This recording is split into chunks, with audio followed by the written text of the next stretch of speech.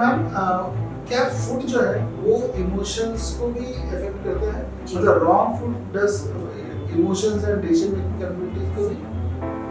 Indian culture में आयुर्वेदा में 3 type के फूड कवर्ड हैं, सात्विक, राजसिक और तामसिक। ये आज के युग में, आज के जमाने में वो सबसे इम्पोर्टेंट चीज है, फूड एंड न्यूट्रिशन, ठीक है, चाइल्ड डेवलपमेंट। तो ये सब तो मतलब ये तो ये this is the ask of the day, ask of the day, because हम वेस्टर्न कल्चर में जाते जा रहे हैं और ये हमारे कहीं जो इंडियन कल्चर है, जो फूड एंड हैबिट्स है, ये सब हमारे पास नहीं है। आई थिंक एक बच्चा जब 10th तक आए ना, उसके पास ऐसा कोई हुनर होना चाहिए जिससे वो अपना फ्यूचर के बारे में सोच रही है कि हाँ फ्यूचर तो ठीक है, अपनी आजीविका वो कमा सके। हाँ वही, कम से कम इतना उसे आना चाहिए।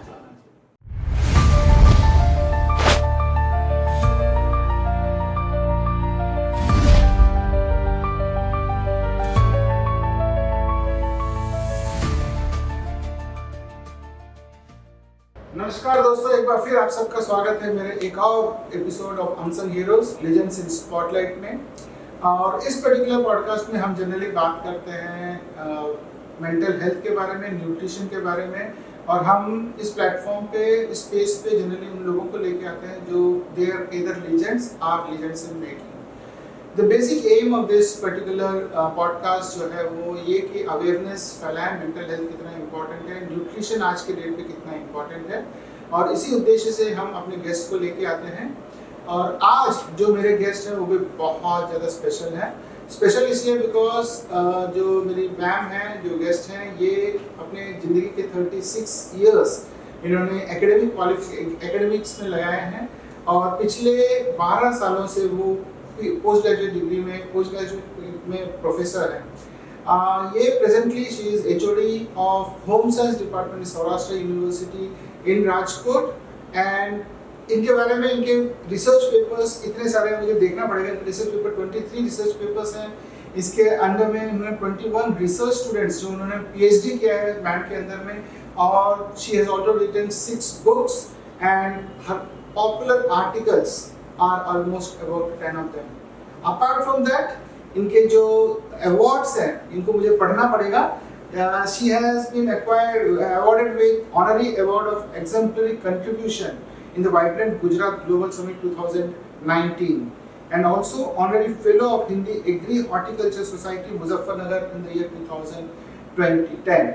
Apart from that, she has a specialization in food and nutrition, child development, extension education and communication, clothing and textiles, and general home science. So इनकी जो बायोडाटा मैं पढ़ने के बाद आपको पता लगी होगी ma'am is how much qualified she is. So without any further delay, let me welcome my guest first. Welcome ma'am, Dr. Lamri Dave ma'am. Thank you so much, आपने अपना समय निकाला और हमारे इस पॉडकास्ट में आई। जी, thank you ma'am. So ma'am, इससे पहले कि हम स्टार्ट करें तो मेरे ऑडियंस जानना चाहेंगे आपकी चाइल्डहुड और आपकी कॉलेज के एजुकेशन तक कैसा रहा, कहाँ से रहे, कितने भाई बहन? मैं बेसिकली गुजरात से हूँ सर, और अमरेली डिस्ट्रिक्ट है, वहाँ मेरा जन्म हुआ। मेरे फादर गवर्नमेंट सर्विस में थे, जिला पंचायत में, और lastly he was a class 1 officer. My mother was also working, she was a teacher. And sir, I am the 4th generation working in it. I have one elder brother. He was in NABARD and chief officer there, and myself. Okay. So इतना अच्छा strong academic foundation होने के बाद, तो what inspired you to take home science as a subject? Because generally हमारे time, आपके time पे भी यही होता होगा कि होम साइंस ले लिया या कॉमर्स ले लिया मतलब स्टूडेंट वीक है, अच्छा स्टूडेंट है, इंजीनियरिंग कर लिया या फिर ये कर लिया, डॉक्टर कर लिया। आपकी बात परफेक्टली सही है sir. Actually my father wanted me to be a doctor, मगर उस समय थोड़ा नादानी में बोलो या थोड़ा नॉटी बोलो, बचपन में इतना करियर के पीछे भागते नहीं थे हम, तो थोड़े परसेंटेज कम आए। Finally I decided to go for home science, and actually that was a शायद बहुत बड़े आशीर्वाद रहे ईश्वर के मेरे ऊपर कि मैं होम साइंस में गई। एक्चुअली ये हुआ कि बाद में जैसे ही मैंने एमएससी क्लियर किया, MSc home science food and nutrition में, तभी हमारे सौराष्ट्र में बहुत सारी वीमेन कॉलेज में होम साइंस सब्जेक्ट शुरू हुए। तो immediately after just getting pass out I got the job of a lecturer there. और seriously speaking sir, home science एक ऐसी डिसिप्लिन है सर कि जो आपको पूरी जिंदगी कैसे जीनी है वो बताती है। लाइफ का एक भी आयाम ऐसा नहीं है कि जो होम साइंस डिसिप्लिन में अनटच रहा। There are 5 major subjects sir, food and nutrition, clothing and textile, child development, the human development nowadays we call, extension education and family resource management. These are 5 basic subjects and nowadays जैसे career orientation बढ़ा बच्चों में, तो बहुत सारे career oriented subjects भी home science discipline में आ रहे हैं। So जिंदगी कैसे जीना थी, home science girl never can be A failure in the life. हाँ मैम, जैसे आपने बोला है कि आज के युग में, आज के ज़माने में जो सबसे इम्पोर्टेंट चीज़ है फूड एंड न्यूट्रिशन, ठीक है, चाइल्ड डेवलपमेंट, तो ये सब तो मतलब ये तो यही this are the ask of the day, ask of the day, because हम वेस्टर्न कल्चर में जाते जा रहे हैं और ये हमारे कहीं जो इंडियन कल्चर है, जो फूड एंड हैबिट्स है, ये सब हमारे पास कहीं ना कहीं कवर है। I think and home science में इतनी सारे टॉपिक्स कवर होते हैं, ये आपने पहली बार मैं भी सीखा। तो मैंने बेसिक टॉपिक्स बताया, बहुत सारे ऐसे आयाम हैं sir. Media also is one of our subject, tourism is also one of our subject. Okay, and there are a lot of community nutrition is there, dietitians, everything concerned with community, human development yes, is covered. this is a community science. Community science. Oh, great. So वो बोलते हैं ना ma'am, जैसे like your father wanted you to be doctor, लेकिन आप home science लिए, so at that time your father must have felt bad or yes. you also must have felt bad, but then देखिए कि भगवान भी ऐसे ही करता है, मतलब वो उस टाइम का पेन और एक्चुअली इट हैज मेरे लिए जो राह चुनी थी, आई think that was perfect. Yes, that's how. वही बोलता हूँ कि कभी-कभी हमको पेन होता है, yes. लेकिन आगे चल के हमें पता लगता है कि क्यों ऐसा हुआ। वही हमारा फायदा। यस, मतलब जो आपके अंदर की जो इच्छा थी वो भगवान को पहचान दो, then he got it into home science. Genetics में है टीचर बनना, तो ये भी एक बात है। Yes, it's not connected. Grandmother was also a lecturer in female training college in Saraji Rao Gaikwad State. Okay. My mother was also a teacher. अच्छा। So जहाँ तक आप जेनेटिक्स की बात कहते हैं ना, जो फूड एंड न्यूट्रिशन अगर आप देखोगे, ultimately it goes to the cells and the genes only. true. So आप एकदम ऊपर से नीचे तक पूरा कवर कर लिए। ओके, मैं आपने ऑलमोस्ट 10 बुक्स आपने ऑथर किया, 23 प्लस रिसर्च पेपर्स ऑथर किया।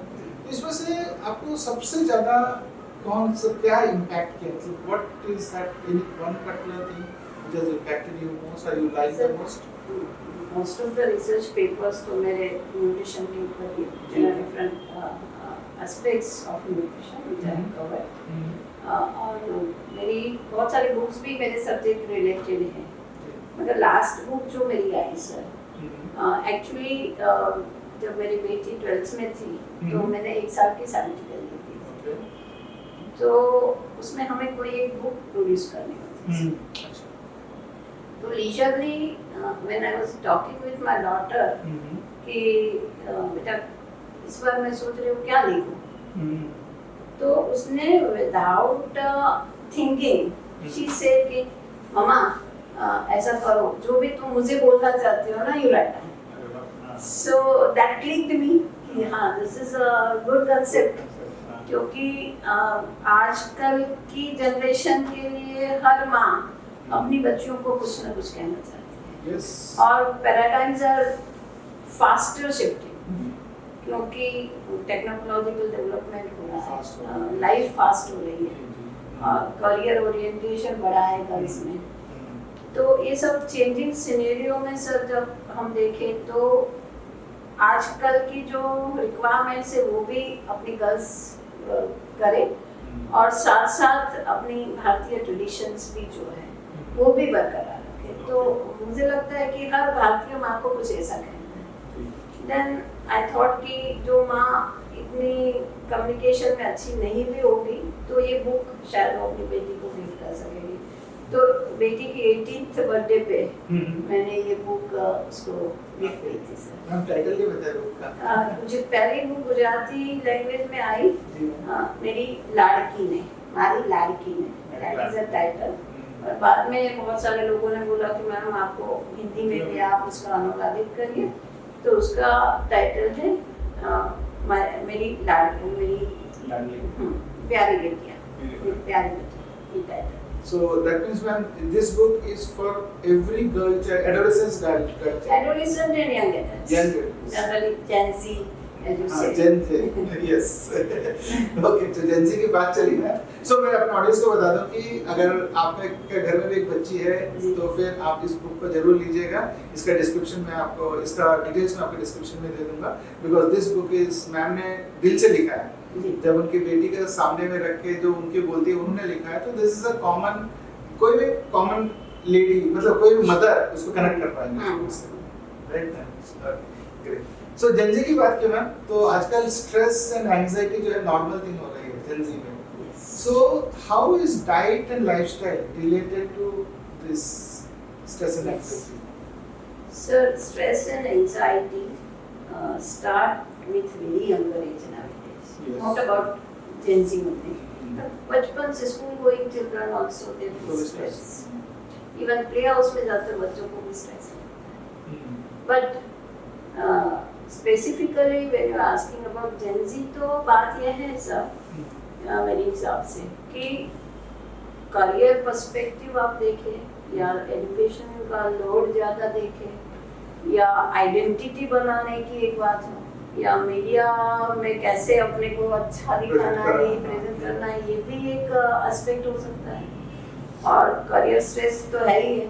तो ये सब मिलके मुझे लगता है जेन ज़ी जिस दिशा में जा रही है जल्दी से, स्पेशली उनके सोने और खाने के टाइमिंग्स। एक्चुअली हमारा शरीर जो है, हम लोग सोलर सिस्टम में जीते हैं। तो हमारे शरीर में एक बायोलॉजिकल क्लॉक है और वो बायोलॉजिकल घड़ी सूर्य के उगने और अस्त होने के समय के ऊपर चलती है। If we follow that timings, सारी सृष्टि, जैसे पेड़ पौधे देखो, एनिमल्स, बर्ड्स देखिए, तो सब नेचर के ऊपर जीते हैं। उसी समय को फॉलो करते, उठते अर्ली मॉर्निंग में है, रात को सोते हैं, चलते सूर्यास्त के बाद तुरंत। तो हमने ये छोड़ दिया, खास करके लेट तक पढ़ना, लेट नाइट खाना।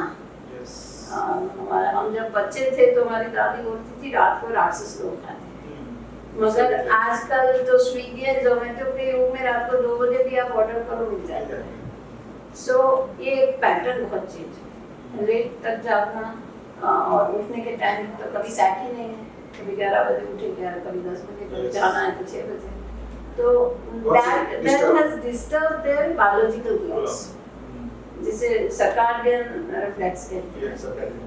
तो उसमें बच्चे बहुत डिस्टर्ब हो गए और खाने पीने का जंक फूड बढ़ गया और फास्टर जो जल्दी अवेलेबल है वो खाना। एक्चुअली देखें तो भारत ऐसा कंट्री है जहाँ फ्लोरा एंड फौना एबंडेंस में, बहुत सारे वेजिटेबल्स अलग, बहुत सारे फ्रूट्स की वैरायटीज अलग एंड हर एक स्टेट का कुजीन अलग।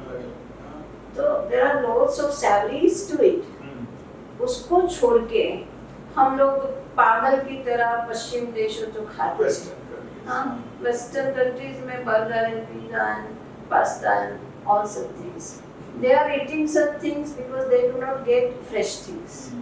We are getting fresh things, but still we are after that, and that is the reason sir कि बच्चों का anxiety बढ़ रहा है, stress बढ़ रहा है, biological heart beats बढ़ रहे हैं। Nowadays कोविड के बाद तो यह आया कि बहुत यंग बच्चे के हार्ट अटैक से डेथ हो जाती है।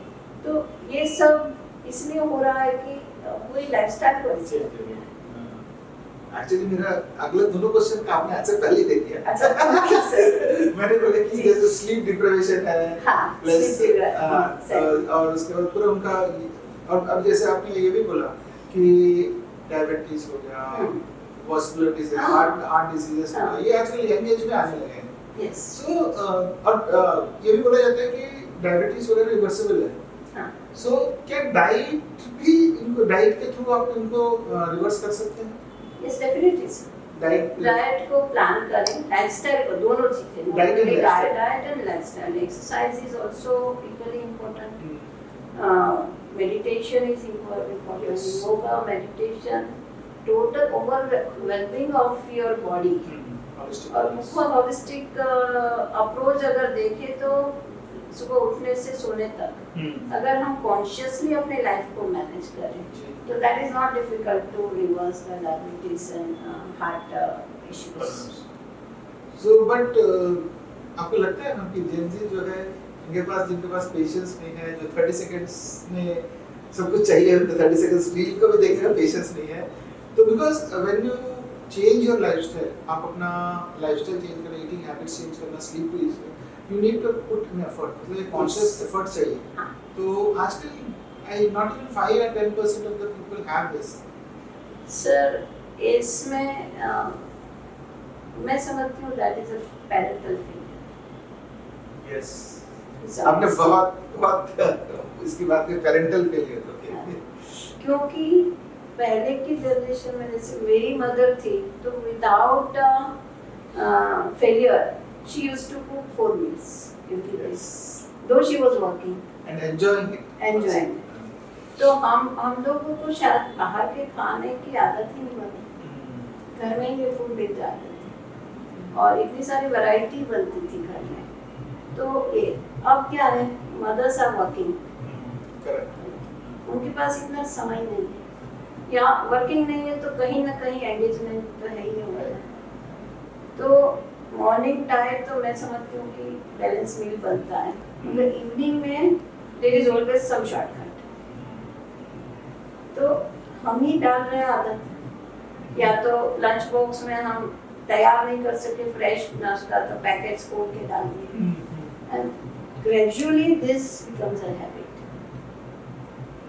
तो पूरा का पूरा आज की जनरेशन के ऊपर दोष देना मुझे ठीक नहीं लगता। एब्सोल्युटली, ये करेक्ट है। तो चूंकि आपने चाइल्ड डेवलपमेंट पे भी काम किया है, सो एक तो आपने खाने की बात की, पेरेंटल का ये है, एक और बात है मैम, लाइक जो बच्चे का जो डेवलपमेंट होता है, मतलब पर्सनालिटी डेवलपमेंट 4 to 14 इयर्स के बीच में, मैंने कहीं पढ़ा हुआ है, और 4 to 14 इयर्स में बच्चों का वैल्यू सिस्टम ये सब डेवलप होता है, पर्सनालिटी डेवलप होता है, और इस टाइम पे बच्चा most of the time parents के साथ रहता है। सो उसके लिए भी तो जैसे 20 साल के होने के बाद पेरेंट्स बोलते हैं कि देखो बेटा मेरे अगेंस्ट बात कर रहा है, या मेरे से ऊंची आवाज में बात कर रहा है, मेरी बात नहीं सुन रहा, तो कहीं ना कहीं इसके लिए भी तो पेरेंट्स ही रिस्पांसिबल हैं। टू सम एक्सटेंट पेरेंट्स तो generally they are putting their best efforts वो संस्कार देने के लिए, अपनी ट्रेडिशन सिखाने के लिए।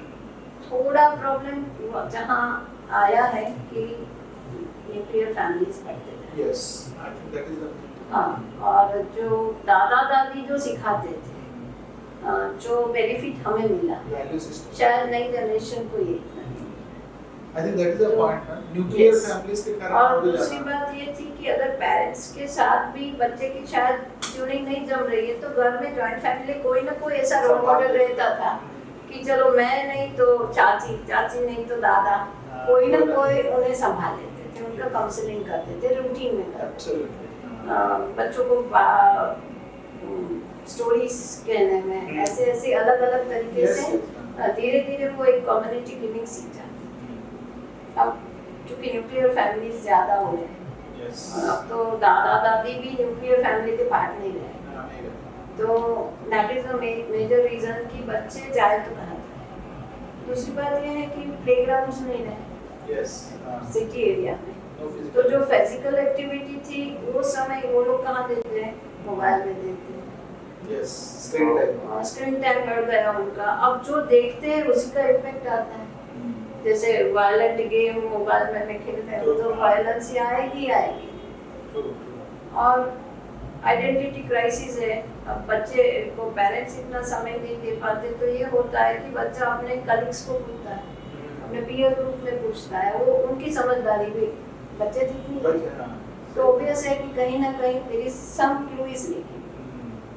One more thing we should be conscious about sir कि पेरेंट्स है ना, पहले 4-5 बच्चे रहते थे, अब एक या मैक्सिमम दो बच्चे। पेरेंट्स की अपनी जो अधूरी ख्वाहिशें हैं, वो चाहते हैं कि मेरा बेटा स्केटिंग भी करे, आर्ट में भी जाए, डांस में भी जाए, ट्यूशन में भी जाए।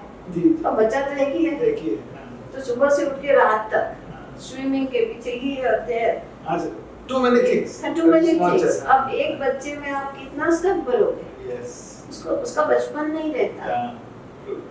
तो रिलैक्स होके बच्चे पढ़ेंगे, रिलैक्स होके बड़े हो और अपना बचपन एंजॉय करें, तो मुझे लगता है बहुत नॉर्मल वे में वो करेंगे। एक बुक मैंने पढ़ी थी श्री अरविंदो की, उन्होंने बहुत अच्छी बात बताई थी सर कि बचपन से लाइफ स्किल सिखानी चाहिए। मेडिटेशन सिखाना है बचपन से सिखाना, प्राणायाम सिखाना है बचपन से सिखाना। एक्चुअली क्या होता है सर कि हम वॉशिंग मशीन लेते हैं तो मैनुअल आता है, हम पढ़ते हैं, मोबाइल लेते हैं मैनुअल पढ़ते हैं, ठीक है। हम जब जन्म लिए हमारा बॉडी का मैनुअल हमने कभी पढ़ा है नहीं, ना हमें किसी ने सिखाया है। सो हम बूढ़े होके अगर पूरी बॉडी का मैकेनिज्म जब समझेंगे तब तो जिंदगी निकल गई। So this is to be taught at very early age, जो हम कहीं चुक रहे हैं। तो मैं एक और बात बोलता हूँ मैम, जैसे मतलब एक बच्चे को पैदा करना एक प्रोजेक्ट है, in the sense if a child is born marriage के बाद तो 19 इयर्स का प्रोजेक्ट है ये, जब बच्चा छोटे से बड़ा होता है। बट लेकिन हम जनरली शादी करते हैं, बच्चा पैदा कर देते हैं, फैमिली बढ़ा देते हैं, बच्चे पेरेंट्स अपने इस पे वो इस पे, तो वो हमें कहीं भी स्कूल में पढ़ाया नहीं जाता, बिकॉज 0 से 19 इयर्स के बीच में जो बच्चों को हम पढ़ाते हैं, पेरेंट्स जो पढ़ाते हैं, that is going to make his future. And आपने बहुत इंपॉर्टेंट बात भी बोली है ma'am, like nuclear family, joint family नहीं रहना। जॉइंट फैमिली रहता तो ग्रैंड पेरेंट्स या कोई ना कोई उनको काउंसलिंग कर देता है या उनको ये दे देता है। अब बच्चा जब मम्मी पापा डांट दिए या कुछ हो गया तो उसके पास कोई है ही नहीं। I think that is where that is one, and second screen time, no physical activities. So ये एक क्यूमुलेटिव इफेक्ट है जो हमारे आज के जो जेंसी को मतलब they are taking into a different direction. तो एक और चीज मैम मैंने नोटिस किया, हो सकता है मैं गलत हूँ, वेस्टर्न कल्चर हम बोलते हैं ना कि वेस्टर्न ड्रेसेस पहन के जा रहे हैं, और जब अगर आपको इंडियन कहना ट्रेडिशनल डे, मतलब साल में एक दिन आप ट्रेडिशनल डे पहनोगे तो वो इंडियनाइज है, बट अदरवाइज पूरा वेस्टर्न कंट्रीज का है। तो हमने कहीं ना कहीं वेस्टर्न कंट्रीज के गलत आदतों को तो ले लिया, लेकिन उनकी अच्छी आदतें जो डिसिप्लिन है, पंक्चुअलिटी है, उनको तो हमने नहीं अपनाया नहीं, उनके खाना तो ले लिया हमने। तो आपका क्या राय है इसमें? हो सकता है कि मैं गलत हूँ। नहीं, आप परफेक्टली सही है सर। हमने इतना वेस्टर्नाइज कर दिया अपने, और जब अंग्रेज गए वो चाहते ही थे, हाँ वो चाहते थे, they wanted कि कॉलोनियल थॉट्स हमारे बीच पड़े, हमारे बच्चे इंग्लिश मीडियम स्कूल्स खोले उन्होंने, they wanted good class, they didn't want कि कोई ऑफिसर बने। तो एक दिमाग में ऐसा ही ढाला गया कि इंग्लिश पीपल आ गए। दूसरी एक सिंपल चीज मैं बताऊं सर, एक मोह है हमारा कि इंग्लिश मीडियम में पढ़ा, और जो राइम्स है सर, राइम्स कैसे सिखाते हैं, London bridge is falling down, अरे अरबा का नहीं देखते हम, और लंदन ब्रिज की क्या बात है। दूसरी बात, chubby cheeks dimple chin, rosy lips teeth within, ठीक है तब तक। कलियर वेरी फेयर तो हमारे बच्चे होते ही नहीं, Indians are not very fair, eyes are blue, eyes कभी ब्लू नहीं होते। फिर लास्ट सेंटेंस आता है टीचर्स पेट, तो बाकी के बच्चे क्या टीचर्स पेट नहीं? So we are teaching their rhymes. 75 साल बाद हम अभी वही rhymes पढ़ें। तो क्या अपना कंटेक्स्ट में इतने सालों बाद हम थोड़ा नहीं कर सकते कि कुछ ऐसी चीजें लाएं जो पर्यावरण से हो? बाकी हिंदी या हमारी ट्रेडिशनल लैंग्वेजेस जो है जी। हर स्टेट की, उसमें इतनी अच्छी तरह से Yes, yes. अपने पर्यावरण को, अपने एनवायरनमेंट को सिखाते हैं। हम्म, चिड़िया की बात आती है, लोमड़ी की बात आती है, खरगोश की बात आती है। yes. तो जो संस्कार हमें देना चाहिए वो तो देते हैं, हम उधार का ही सोच रहे हैं। सोच रहे हैं। अब कोई तो एक पॉइंट आएगा कि जब हम अपनी संस्कृति के बारे में सोचेंगे और ये पढ़ाएंगे, बचपन से ये पढ़ाएंगे तो बच्चे वेस्टर्न नहीं होंगे। Absolutely, absolutely, correct. Because हमारे घर में हमारे बच्चों का जब भी बर्थडे आता था, हम लोग ये नहीं करते। ये क्या करते हैं? हाँ। मेरे बच्चों ने केक्स नहीं काटे, हम्म, तो दे नेवर फील कोई डोनेशन का कंसेप्ट लाते हैं कि चलो बेटा अनाथ बच्चों को तुम इतने हजार का चेक दे दो। तो मेरी बेटी का बर्थडे जब भी आता है तो उससे पहले वो सोचती है कि मैं क्या करूंगी इस बर्थडे में। तो कोई ना कोई, कभी एकदम लेबर क्लास की बेटी को पैर में कुछ लग गया था, कांच वगैरह, ब्लड निकल रहा था, वो देख गई, बोली मम्मी सबको मैं चप्पल दिलाऊंगी। So this is That's how how learnings we happen. should how we should inculcate good habits, values, Indian culture. True. तो धीरे धीरे अगर वो करते हैं तो इतना पागल नहीं बनेंगे बच्चे। आई थिंक ये नर्सरी राइम्स बहुत बड़ा इम्पैक्ट छोड़ता है हमारे बच्चों। जैसे Exactly, अभी sir. आपने बोले ना, हाँ। तो फिर मेरे को भी ये आया, उनके सबकॉन्शियस माइंड में इम्प्रिंट्स पड़ जाते हैं। सही है। ब्लू चलो वो आईज, शुगर, हाँ वो क्या है, नो शुगर, नो ईटिंग हाँ। शुगर, नो पापा, हाँ नो पापा, टेलिंग लाइज। अब जो बच्चा 2 साल का है, 2.5 साल का है, उसको टेलिंग लाइज क्या बतलाना पता है? वो कभी झूठ बोल ही नहीं बोल ही सकते, नहीं उसको हम सिखाते हैं हाँ। कि झूठ बोल रहे हो। एब्सोल्युटली। तो वैल्यूज कहीं ना कहीं से हम लोग ही बिगाड़ रहे हैं। Absolutely. I think there are lot of insights. अभी आपने जो बात की है ना, जी। बहुत सारे इनसाइट्स हैं जो उन बच्चों को किस तरह से हमारी सोसाइटी पाले, स्कूल्स में किस तरह से हम पढ़ा रहे जी। हैं, किस तरह से बच्चे सीख रहे हैं, and why this western culture. हाँ। So I think there's a lot of insights for my viewers to take. Ma'am थोड़ा सा माइंड गट के बारे में थोड़ा सा, gut is very very important, आपको भी पता है, because now you are written so many books, so many research paper. सो थोड़ा सा मेरे व्यूअर्स के बारे में सिंपल वर्ड्स में माइंड गट कनेक्शन के बारे में थोड़ा सा बता दीजिए। Sir, mind regulates the whole. Mind gut Right. जो हम सोचते हैं वही हमारे साथ जनरली। जी। तो जो ब्रेन सेल्स जो रेगुलेट करता है, if you are anxious, if you are sleepless, तो नेचुरली एसिडिटी होगी। इससे विशियस साइकिल, एसिडिटी बढ़ेगी तो आप में स्पाइसी खाना अब थोड़ा सा भी खा लिया तो, या फ्राइड फूड्स खा लिया, एसिडिटी बढ़ेगी, एसिडिटी बढ़ेगी तो इरिटेशन बढ़ेगा, एंगर आएगा, और स्लीप डिस्टर्ब हुई तो मोशन क्लियर नहीं होगा, मोशन क्लियर नहीं होगा तो आपका पूरा दिन disturb, you are not feeling happy. जो हैप्पीनेस अंदर से आनी चाहिए, तो माइंड एंड गट का तो क्लियर कनेक्शन है। और हमारी आयुर्वेद टेक्स्ट तो यही कहती है कि अब जिसका पेट बिगड़ा उसको शरीर में सब होगा। तो पेट सही रखे, पेट सही रखने के लिए regular eating, fibrous foods, yes, probiotic. हाँ प्रोबायोटिक, जैसे छाछ है, दही है, ये खाना चाहिए। फाइबर्स बहुत जरूरी है। Water intake is absolutely necessary, जो हम भूल जाते। तो कोल्ड ड्रिंक पीते हैं तो उसका शुगर कंटेंट बढ़ता रहता है और साइड इफेक्ट्स बढ़ती है।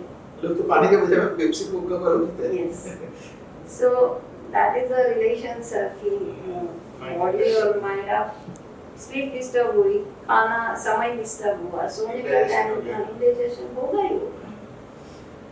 So आजकल जेनजी तो सोचते हैं कि weight loss is all about means good health, and तो वेट लॉस करने के लिए वो कुछ भी करेंगे जी, मतलब स्टारवेशन में चले जाएंगे या ये करेंगे, but that's not the right way to lose wait.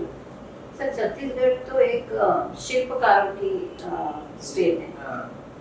तो पुराने शिल्प हम जब देखते हैं ना, तो अप्सराओं के ऐसे जो चित्र हैं, वो कोई स्केलेटन टाइप की लड़कियां नहीं होती, एकदम बड़ी बड़ी लड़कियां, और उसी को ब्यूटी माना जाता है। After 90s I think, 90s तक जो हीरोइंस भी थी हाँ। और कोई इतनी पतली पतली नहीं थी। करेक्ट आप मीनाक्षी कुमारी को देखो, काफी आप देखो तो ये कंसेप्ट मुझे लगता है लेट 90s से बोनी फिगर होना, skeleton type, zero figure, that's another term. अब जीरो फिगर के चक्कर में बच्चे खाना नहीं खाते, their food intake is very less. जो खाते वो तो सही खाते ही नहीं है, तो या बुलिमिया, खाने के बाद वॉमिट कर देना, ये भी एक नया कंसेप्ट है। अच्छा, तो ये आजकल की जनरेशन पतला रहने के लिए करते हैं, कुछ नहीं करते। मगर जो रिसर्चेस है सर, ऐसी लड़कियां व्हेन दे बिकम प्रेग्नेंट तो उनका यूट्रस है बच्चे को सपोर्ट नहीं कर पाता, तो वेरी डिफिकल्ट प्रेगनेंसीज चलती है इनकी। और मेरी तो क्लास में अभी भी लास्ट फ्यू इयर्स में मैं देखती हूँ, थोड़ा सा भी प्रैक्टिकल वर्क में 1-8 घंटा ज़्यादा खड़ा रहा, गर्ल्स गेट फेंट। क्या हमने कभी सोचा ही नहीं था, इतने बड़े हो गए हम लोग कभी फेंट नहीं हुए। तो what is the reason? Just नहीं खाना, बस या तो लो कैलोरी। हमारे बचपन में हमने कभी सुना ही नहीं था कि लो कैलोरी डाइट। सही बात है। तो जो नॉर्मल बॉडी का ग्रोथ होना है वो आजकल की 5 साल की लड़कियां बोलती है मोटी हो गई, जबकि तब उस एज में तो होना ही चाहिए, खाना चाहिए तभी आप डेवलप होगे। यस। तो बॉडी का डेवलपमेंट जो जरूरी है, और एक तो अनहेल्दी खाते हैं वो भी थोड़ा खाते हैं, तो न्यूट्रिशन तो कहाँ गया? मैम ये भी I think they don't understand कि जिस तरह से नेचर काम करता है, जैसे आज वो खाना अगर कम खा रहे हैं तो नेचुरली उनके अंदर की जो हमारे जो अंदर के ऑर्गन्स हैं वो भी सिकुड़ जाएंगे। इसके इफेक्ट उनको 4 से 5 साल के बाद पता चलेगा। Definitely. So they don't realize that. बोले अब हम थोड़ा सा वेट कम हो गए तो मुझे sleep and they are happy. But जैसे आपने बोला था प्रेगनेंसी के टाइम पे प्रॉब्लम है, तो ये सब इफेक्ट बाद में होते हैं। So anything happens only 5 to 10 years के बाद। मतलब आज आपकी जो भी हेल्थ है वो आपने 4 साल 5 साल पहले जो खाया तो उसके कारण है।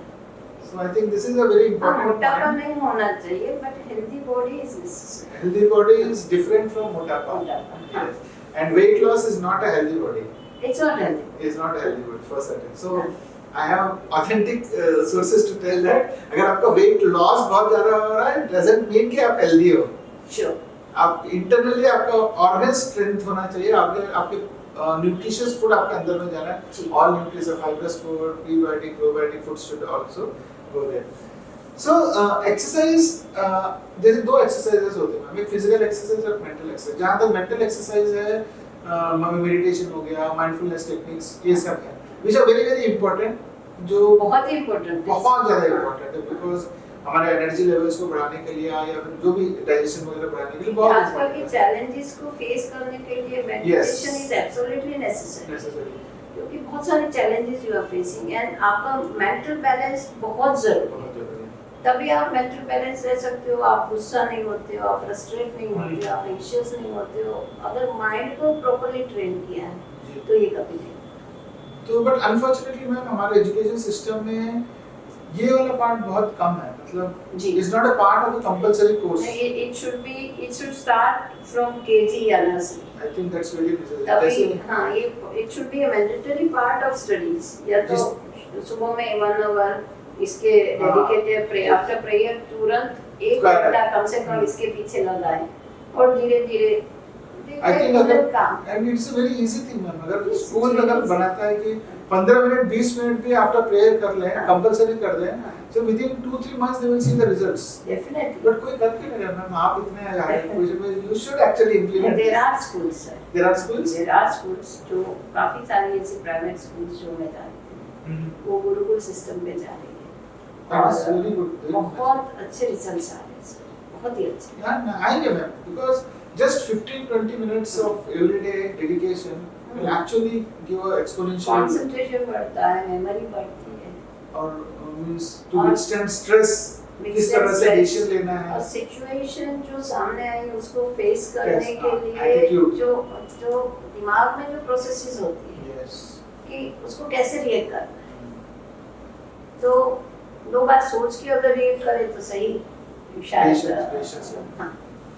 I think this is a very very valid point from a very authentic source ma'am की तरफ से कि ऑल द स्कूल ओनर्स जो भी इसको देख रहे हैं, हर प्रेयर के बाद make it a compulsory thing कि 15-20 minutes you do some mindfulness techniques, maybe आप मेडिटेशन करा लो या फिर कोई और ब्रीदिंग टेक्निक करा लो. This will have a huge impact on the child. I think इससे हमारी जो वैल्यूज भी बढ़ेंगी, उनकी पर्सनालिटी डेवलप होगा, उनकी मेमोरी बढ़ेगा, ability to take challenges will also increase. So give it a try, and then once you are successful, you can revert back to me and comment on this particular podcast. Okay, bye. So मैंने हमने mental exercise के बारे में तो बात, physical exercise क्या role play करता है? फिजिकल एक्सरसाइज शहरी इलाकों में कम होता है. एकदम ग्रामीण इलाकों में आज भी कुछ घर के काम करते हैं, खेलते हैं, स्विम करते हैं, नदियों में जाते हैं, नहाते हैं. तो देयर इज स्टिल स्कोप कि वो लोग अच्छा लाइफस्टाइल से जीते हैं. शहरी इलाकों में फ्लैट्स आते हैं और इतने ट्रैफिक है कि पेरेंट्स को हमेशा डर रहता है कि नीचे बच्चे जाएंगे तो क्या होगा. तो इसकी वजह से फिजिकल एक्सरसाइज बहुत ही कम है. स्पेसिफिकली जिम में जाने के बाद करना ये इतना पॉसिबल डेली लाइफ में नहीं होता. और घर का काम में काफी ऑटोमेशन आ गया, घर छोटे हो गए. और पहले क्या था, घर में ही बहुत सारे बच्चे होते थे तो एक दूसरे के साथ खेल लेते थे. अब नाउ एक चाइल्ड है तो he or she has to wait for the neighbor's child कि वो जब फ्री हो तब मैं खेलने जाऊँ. पेरेंट्स के पास टाइम नहीं है, उतना टाइम है नहीं. तो इसलिए फिजिकल एक्सरसाइज कम होने से क्या हुआ कि जैसे विगरस एक्सरसाइज हम करते हैं दिन में एक या दो बार, तो ब्लड सर्कुलेशन फास्ट होता है और ऑक्सीजन लेवल हर एक टिश्यू को ज़्यादा होता है क्योंकि ब्रीथिंग फास्ट होता है. आपका माइंड है, ब्रेन है, वो भी ऑक्सीजन से तरबतर होता है. तो आपकी हेल्थ Improve. अच्छी. So physical and mental exercise both are very important. होता है. Both are important. So most of the diseases जो है ना, they are all psychosomatic diseases. It's all related to emotions. So 90% of the diseases are psychosomatic. So by doing these mindful techniques, अगर कोई इसको young age से start कर दे meditation वगैरह, so he can be free of most of these psychosomatic, most of the diseases. जी. आप मानते हैं इस बात से? I do believe sir. Mental growth जैसे पहले भी आपने बोला कि जो चाइल्ड डेवलपमेंट में हम लोग जो सिखाते हैं जी. कि जन्म से 4 साल के अंदर मेंटल डेवलपमेंट हो जाता है मैक्सिमम. अप टू 90% और 80% डेवलपमेंट तो 4 साल में होता है. इनिशियल इयर्स से हम लोग ये सब सिखाते हैं जी. तो इसका बहुत बड़ा इम्पैक्ट होता है. दूसरी बात क्या है कि चैलेंजेस फेस करना, अपनी आइडेंटिटी बनाना एक बड़ी चैलेंज है. बहुत बड़ा चैलेंज. और जनरेशन गैप जो शायद पहले इतना नहीं दिखता था जो आज ज़्यादा दिखता है क्योंकि जो टेक्नोलॉजिकल डेवलपमेंट हुआ जी. वो लास्ट फ्यू इयर्स में एकदम बहुत ही ज़्यादा. तो आजकल के बच्चों की लाइफस्टाइल हमारी समझ में न आने वाली इतनी फास्ट हो गई. और पहले क्या था कि पेरेंटल बिजनेस में बच्चे बैठते थे, टेलर का बच्चा टेलर होगा. तो ये था कि उसको कभी वरीज नहीं थी कि मैं बड़ा होके क्या करूँगा. और जनरल से ही सब पहुँच हो गए. अब कोई भी बच्चा अपना पेरेंटल बिजनेस करना नहीं चाहता, शर्म आती है. किसान का बेटा किसान नहीं बनना चाहता. अब ये सब हुआ तो चैलेंजेस भी बढ़े, कॉम्पिटिशन्स बढ़ी. आज लाखों बच्चे कंपटीशन में गए, उसमें से बहुत कम बच्चे आ गया. तो ये सब स्ट्रेस झेलने के लिए माइंड एंड बॉडी का हेल्थी होना बहुत ही जरूरी है. और पेरेंट्स का कंटिन्यूअस सपोर्ट में रहना वो बहुत जरूरी है. Parents have to support their child. Yes. In the right direction. Yes.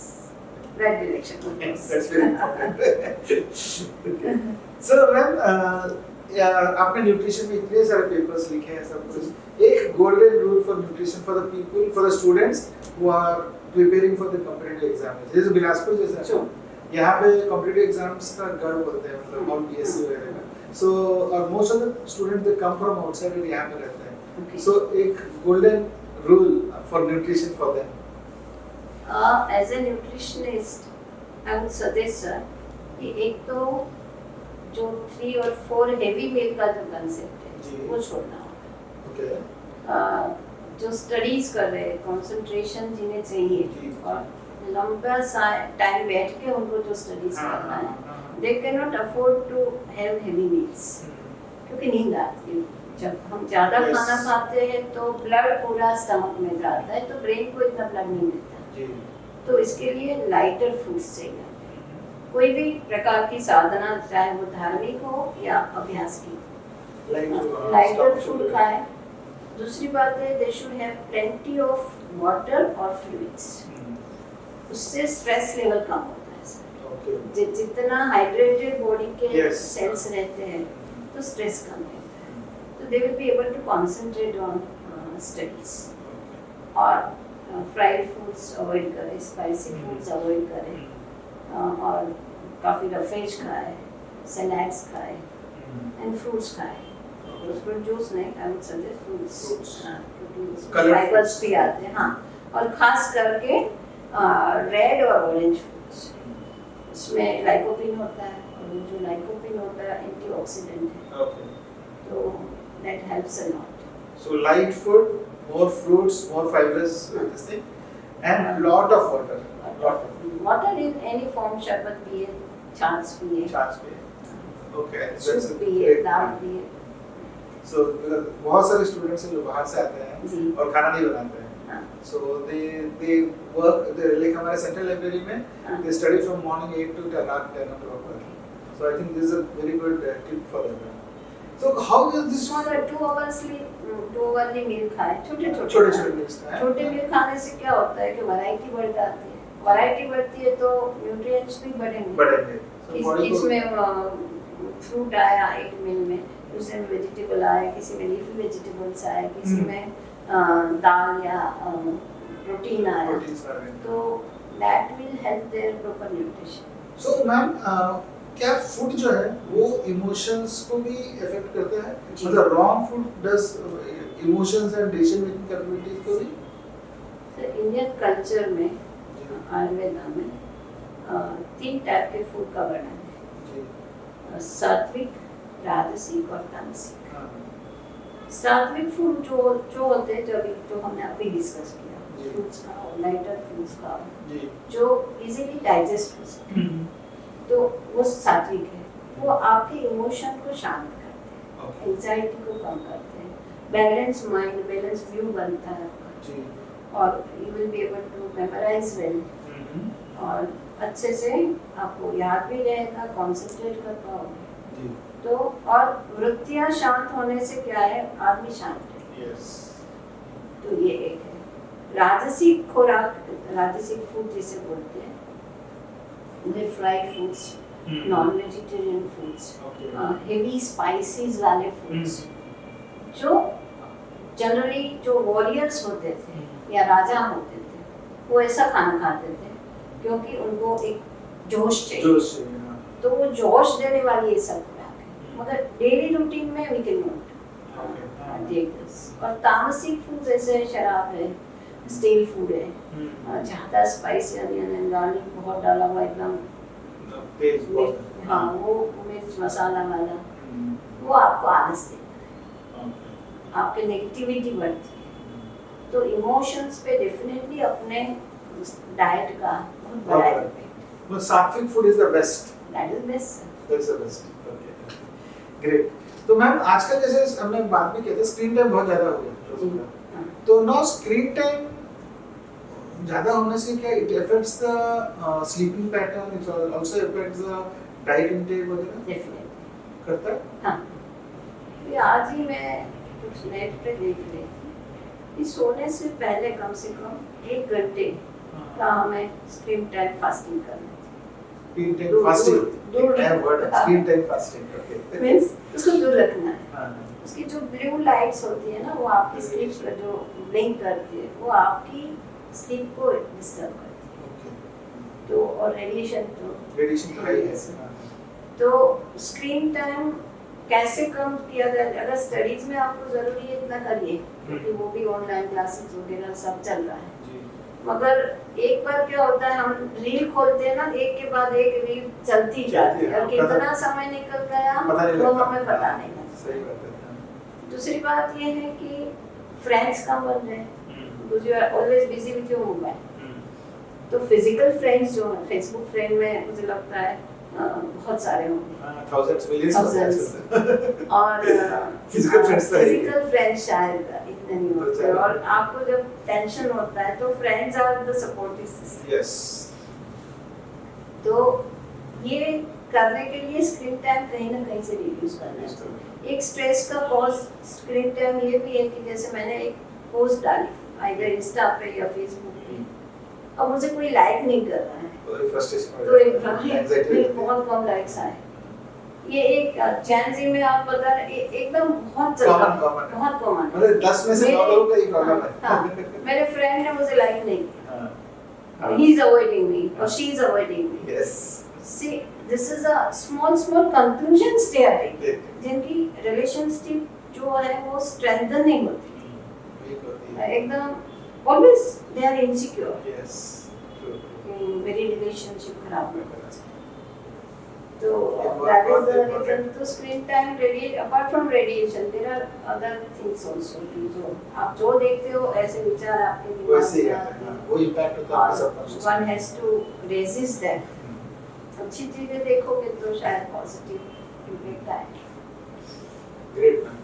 So ma'am home science, अब तो बहुत सारे रिसर्च किए हैं, home science through lifestyle and diet can reduce psychosomatic diseases. Yes can, yes देखिए बहुत सारे ऐसे फूड्स हैं जो हेल्दी फूड्स जैसे एंटीऑक्सीडेंट आपकी एजिंग प्रोसेस कम करते हैं, और टाइम से खाना, जैसे पहले बात की स्लीपिंग टाइम टाइमली खाना, ये सब करने से आप लाइफस्टाइल हेल्दी रख सकते हैं 100%। सो अब आप जैसे कंपटीशन बढ़ता जा रहा है, टेक्नोलॉजी बढ़ता जा रहा है, लोग भी बहुत फास्ट होते जा रहे हैं, तो जहाँ हॉलिस्टिक वेलनेस की कॉन्सेप्ट है, where do you see this holistic wellness concept of holistic wellness हमारे सोसाइटी में आएगा, नहीं आएगा, कब तक आएगा आपके इससे? सी इंडिया की पॉपुलेशन इतनी बढ़ गई जी, तो इसके लिए बहुत घनिष्ठ एफर्ट्स करें, बहुत ही ज़्यादा। इतनी बड़ी कम्युनिटी को कैटर करना, डाइवर्स, और specifically India is a younger generation है। Yes, almost 60% people are young, they are youth। तो यूथ आर दोनों उसके फायदे भी है क्योंकि वही प्रोडक्टिव एज ग्रुप है। Yes। अगर हम उसको अच्छी डायरेक्शन में ले जाएंगे तो इंडिया कैन डू मार्वेलस। विश्व की जो बात हो रही हो सकता है, 5 ट्रिलियन इकोनॉमी की बात हो रही है, बट वही यूथ को हम कौन सी दिशा में ले जाए, that is very much important. That can be controlled by media people, जो दिखा रहे हैं टीवी पे, उसमें कोई वास्ट चेंज ना है।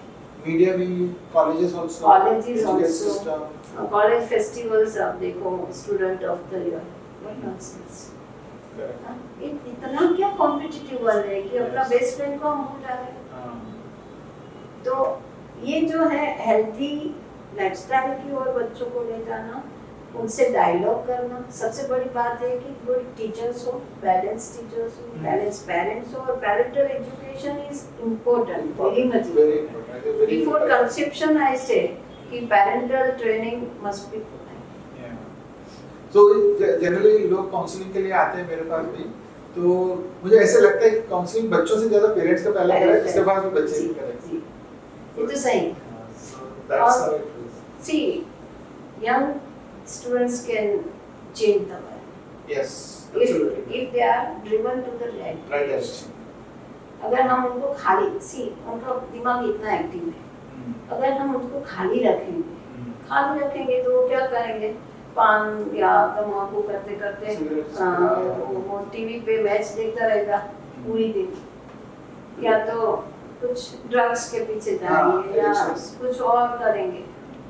अब उसको क्रिएटिविटी में ला। स्टार्टअप का एक बहुत अच्छा कंसेप्ट आजकल चल रहा है, और हमारी जो विश्वविद्यालय थी वहाँ तो बहुत अच्छे एक्सपेरिमेंट्स हुए। हमने चरित्र निर्माण की ट्रेनिंग भी करी, और वो ट्रेनिंग के इतने अच्छे रिजल्ट्स आए। स्टूडेंट स्टार्टेड टेलिंग अस कि मैं 5 बजे उठ जाता हूँ, फिर सुबह मैं मॉर्निंग वॉक करता हूँ या दौड़ने जाता हूँ। So, जो 11 बजे उठने वाले बच्चे अब 5 बजे उठते हैं। That intention itself is good. हाँ, so we have to lead them consciously to a better path. Yes, that is true. And dialogue is absolutely necessary. मैं सर कभी मौका मिलता है तो हॉस्टल गर्ल्स के बच्चे का कोई फॉर्मेलिटी नहीं, उसके डाइनिंग एरिया में जाकर बैठ जाती हूँ, ऐसे ही कॉमन टॉक्स करते हैं, दे फ्रीली इंटरेक्ट, और ऐसे इंटरेक्शन में उनके दिमाग में क्या चल रहा है वो निकल आता है, सब निकल आता है। उसको प्रॉपर डायरेक्शन देने से हम दे सकते I think that's a very good concept. Because आप फॉर्मली जाओगे तो फिर they will not they might not. थोड़ा बुके दो ये दो, हाँ, वो हो जाता है। उसी में जाता है Yes, इसमें, बट इनफॉर्मल इंटरेक्शन जितना करते हैं, So you try to connect with them. Connect. True connection. Great, great. There are so many questions. जब भी ऐसे डायलॉग वाले सेशंस रखते हैं इतने क्वेश्चंस आते हैं बच्चों के, तो मुझे लगता है क्या इतना ज़्यादा सुनते हैं लोग। सही बात है। तो That means अगर वो आपसे इतने questions पूछेंगे, there is nobody to talk to them, nobody to counsel them. हाँ, That is उनको जो अपनी क्यूरियोसिटी है। हाँ, ऐसा नहीं आजकल की जनरेशन खराब है, आजकल की जनरेशन बहुत बहुत intelligent ज़्यादा इंटेलिजेंट, बहुत इंटेलिजेंट, बहुत क्रिएटिव है। बहुत ज़्यादा इंटेलिजेंट है, और बहुत ज़्यादा इंटेलिजेंट होने से उस स्पेस में जाके हमको उनसे बात करना है, और ऐसा भी नहीं कि पुरानी बातें करें। आज की जैसे अभी मैंने 7वीं क्लास से सुना, that is age old concept, correct. उसी को आप साइंटिफिकली समझाएं। वही चीज जो अपनी पुरानी ट्रेडिशन से वो आजकल की नहीं है, युगों से जनरेट हुई है, युगों से टेस्टेड नॉलेज है। अब वो जो टेस्टेड नॉलेज है उसको साइंटिफिकली अगर बच्चों को समझाओ तो दे विल बिलीव। फिर हम थोप देंगे कि चलो एकादशी करो, दे विल नॉट। उनको चाहिए जस्टिफिकेशन, दे वांट जस्टिफिकेशन। तो उस हिसाब से जाके scientifically if we talk to them, they will accept the things. True. I think that way you are doing a great thing by interacting with the students. Yes. See, contributing to their this. A teacher is a lifelong teacher. Yes. So, कहीं ना कहीं वो गुरु और शिष्य का परंपरा अब थोड़ा सा कम हो गया ना, अभी रियलाइज कर रहे होंगे। हमारे टाइम पे जब टीचर को जितना रेस्पेक्ट देते थे, शायद आज वो रेस्पेक्ट नहीं है टीचर्स के लिए। खैर उसके लिए responsible everybody is there, parent भी रिस्पांसिबल है, हम भी रिस्पांसिबल है, but then yes, that bonding has to be there, that respect has to be there between teacher and student. आजकल के जब गूगल आए, एआई आया, इसके बाद सर बच्चों की हथेली में नॉलेज है, फिंगर टिप्स पे नॉलेज है। अब आपको नॉलेज देने के लिए क्लासेस लेनी, ये पुराना कंसेप्ट है। अब जो करना है टीचर को, अगर आज भी इतना रेलेवेंट रहना है तो they have to connect with children. Yes.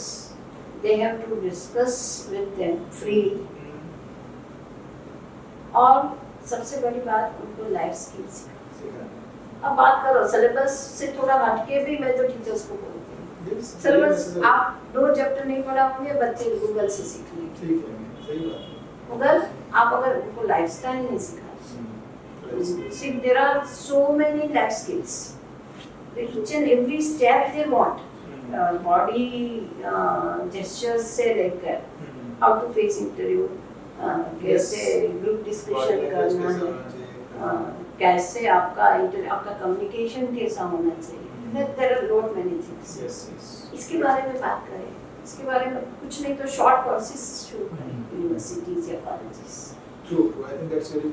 So एक और कॉन्सेप्ट, जिस तरह से हमारी वर्ल्ड कंपटीशन बढ़ रहा है, मे बी आज से 3 से 4 साल के बाद जो हमारे जो ट्रेडिशनल डिग्रीज हैं उनकी उतनी वैल्यू नहीं रहेगी। जैसे अपने लोग लाइफ स्किल्स है, अगर कोई लाइफ स्किल में बहुत अच्छा तो उसका ज़्यादा इम्पोर्टेंस है। आज भी सर, आज भी मैं बताती हूँ, आजकल की जनरेशन में अब जो कॉर्पोरेट सेक्टर है, जी, आप ही है कॉर्पोरेट सेक्टर में, तो they do not see the degrees. They don't see the difference. एक आप शायद एंट्री लेवल पे Entry एक बार level पे देख देख लिया, लेते हैं, हाँ, मगर बाद में वही बच्चा आगे जाएगा जिसके पास ओवरऑल थिंकिंग है, हाँ।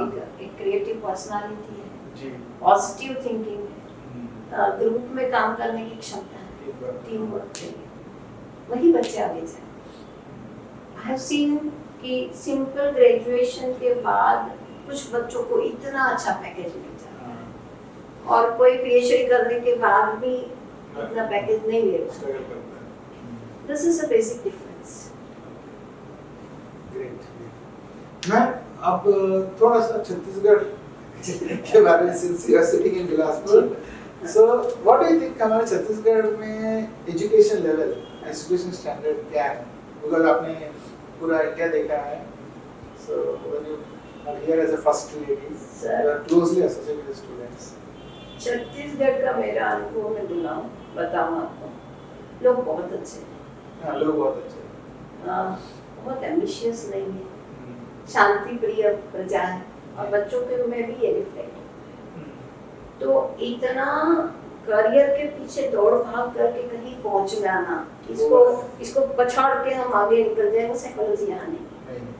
स्कूल एजुकेशन में कोई स्कूल अभी कुछ अच्छा, कई तो स्कूल में गई थी, मुझे अच्छा लगा, मगर अभी थोड़ा एनवायरनमेंट चेंज करने की स्कूल लेवल कॉलेजेस में बहुत ज़्यादा इंटरेक्शन नहीं है मेरा, मगर यूनिवर्सिटी में Guru Ghasidas central university doing marvellous jobs, बहुत ही अच्छा, बहुत ही अच्छा। There is a paradigm shift in the last 2 years। तो हाँ, तो हर आयाम पे काम करते हैं, तो चाहे वो कम्युनिटी कनेक्ट हो, चाहे वो स्टार्टअप हो, चाहे वो आत्मनिर्भरता, और चाहे वो पेटेंट हो, चाहे वो रिसर्च पेपर्स लिखना या क्लास वर्क, बहुत अच्छा था। तो बिलासपुर को एक स्पेशल बेनिफिट है। I think that is a very important point. School education level में improvement चाहिए, innovation चाहिए, इनोवेशन चाहिए, स्पेशली नई शिक्षा नीति जो आई, एनईपी 2020 में जो कंसेप्ट दिए गए हैं, they should be implemented, it should be effectively implemented। अगर वो आए, मैं हमेशा से जब शिक्षा नीति बनी तब भी एक सुझाव मैंने दिया था, और हमेशा से बोलती रही कि एक बच्चा जब 10th तक आए ना जी, उसके पास ऐसा कोई हुनर होना चाहिए हाँ, जिससे वो अपना फ्यूचर के बारे में सोच रही कि हाँ, नहीं, फ्यूचर तो ठीक है, अपनी आजीविका वो कमा सके, हाँ, वही कम से कम इतना उसे आना चाहिए। क्या होता है, 10th किया, फिर 12th किया, 12th के बाद ग्रेजुएशन किया, दैट इज मिनिमम रिक्वायरमेंट। अब ग्रेजुएशन के बाद भी वाइट कॉलर जॉब नहीं मिली, चलो पीजी कर लेते हैं, बस ठीक है, पीजी कर लिया, इसके बाद दूसरा चलो PhD कर अभी भी लेते कुछ हैं। नहीं है, चलो पीएचडी करते हैं 5 साल और। अब पीएचडी करते करते बच्चा कम से कम 25-26 साल का होगा, हाँ, तो उसके जो क्रिएटिव इयर्स थे वो खत्म हो गए। तो खत्म हो गए, फिर डायरेक्शन ऑफ थिंकिंग कहाँ पे? Yes। हमेशा मैं बोलती रहती हूँ कि 10वीं पास करके एक बच्चे ने अगर चाय की टपरी लगाई ना, तो 10 साल में जब तक वो पीएचडी करता होगा तब उसके पास एक रेस्टोरेंट होगा, वो मालिक होगा रेस्टोरेंट। Yes। एक पंचर की दुकान भी खोल ली तो 10 साल के बाद वो गैरेज का मालिक होगा। तो where to invest your years? That is very important. That is At what time? it. That's time is also very important. Okay, या तो स्कूल में से शिक्षा मिले हाँ, कि जो इसको आपको गाइड करे, कोई guide काउंसिल करे। करे, कि बताए थे, बट वो नहीं होता। ग्रेट।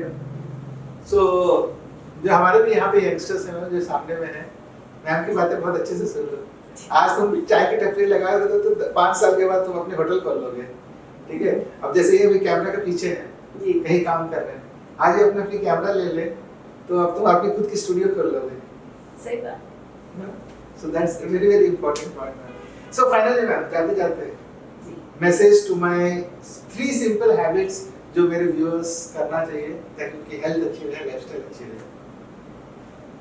एक तो रेगुलर लाइफस्टाइल, रेगुलर समय सूर्य की घड़ी के हिसाब हाँ। से सोना और उठना हाँ। और खाना, Circadian that is first. That's very important. Make good friends, Make good friends. Physical friends. physical friends, Yes. जो सुख और दुख में आपके साथ हैं, Yes. टाइम टेस्टेड फ्रेंड्स होने चाहिए, ज़्यादा नहीं, 2-3 चलेगा. ठीक है, और connect with the nature. Correct. 3 important things. Yes. Very well said. Circadian clock के साथ आपको चलना चाहिए. Physical friendship होनी चाहिए. And तीसरा क्या बोला था मैं? तीसरा मैंने बोला connect with nature. Connect with nature. Nature के साथ. नेचर के साथ जितना समय रहोगे, नेचर एक माँ है प्रकृति, जी. जिसके पास आपके हर प्रॉब्लम का solution.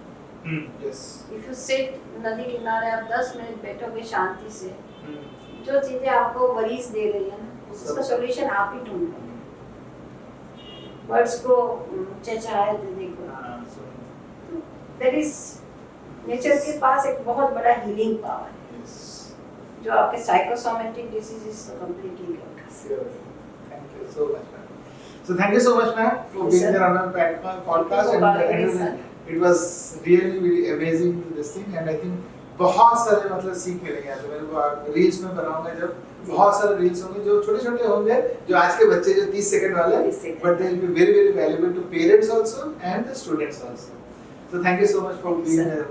Thank you so much, and till my next podcast, take care of yourself. Have a great week ahead. Jai Hind.